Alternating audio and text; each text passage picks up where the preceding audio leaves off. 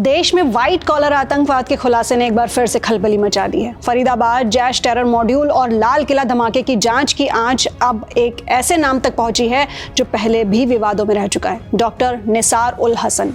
नवंबर 2023 में anti national गतिविधियों के आरोप में सरकारी सेवा से बर्खास्त किए गए इस डॉक्टर की भूमिका को सुरक्षा एजेंसियां अब एक बार फिर से खंगाल रही हैं। डॉक्टर निसार उल हसन मूल रूप से कश्मीर के सोपोर के अचाबल गांव का रहने वाला है, एक ऐसा क्षेत्र जो कभी आतंकवाद का गढ़ माना जाता था। उसकी भी शैक्षिक पृष्ठभूमि शानदार रही। उसने 1991 में जीएमसी श्रीनगर से एमबीबीएस और 2001 में स्कीम से एमडी की डिग्री हासिल की।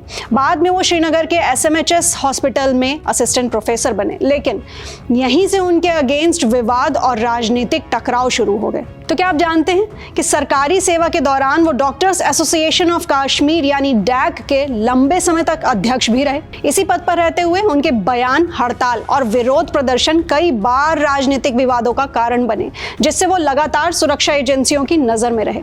डॉक्टर निसार 2013 और 2014 के दौरान काफी एक्टिव थे। 2013 में नकली दवाओं के बड़े घोटाले के खिलाफ डैक की ओर से उनकी हड़ताल की अपील को हुर्रियत समेत कई अलगाववादी समूहों का समर्थन भी मिला, जिससे यह मामला राजनीतिक रूप से संवेदनशील हो गया। 2014 में उनके चुनाव ड्यूटी का बहिष्कार, टैक्स न देने की अपील और आजादी संस्थानों को मजबूत करो जैसे बयानों को गंभीर एंटी नेशनल माना गया। तत्कालीन सरकार ने उन्हें निलंबित भी कर दिया था। लंबी कानूनी प्रक्रिया के बाद उन्हें 2018 में बहाल तो कर दिया गया, लेकिन उनकी एक्टिविटीज सुरक्षा एजेंसियों के रडार पर बनी रही। आखिरकार नवंबर 2023 में एलजी प्रशासन ने उन्हें सेवा से बर्खास्त कर दिया और उन्हें टिकिंग टाइम बॉम्ब कहकर संबोधित भी किया।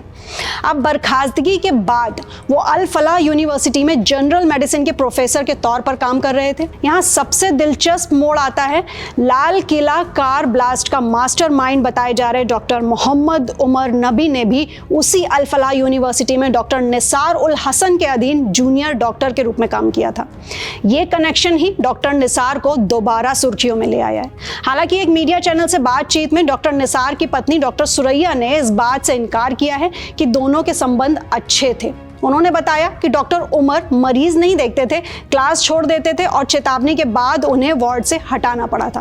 वो ये भी दावा करती हैं कि डॉक्टर निसार भागे नहीं हैं, बल्कि एनआईए ने उन्हें रेगुलर पूछताछ के लिए हिरासत में लिया है। अब इस पूरे घटनाक्रम में सवाल ये है कि क्या डॉक्टर निसार उल हसन की डॉक्टर उमर नबी और जैश मॉड्यूल के साथ कोई सीधी भूमिका थी, या वो सिर्फ संयोगवश इस आतंकी नेटवर्क के साथ जुड़े। फिलहाल एनआईए की पूछताछ जारी है और सुरक्षा एजेंसियां सच्चाई का पता लगाने में जुटी हैं।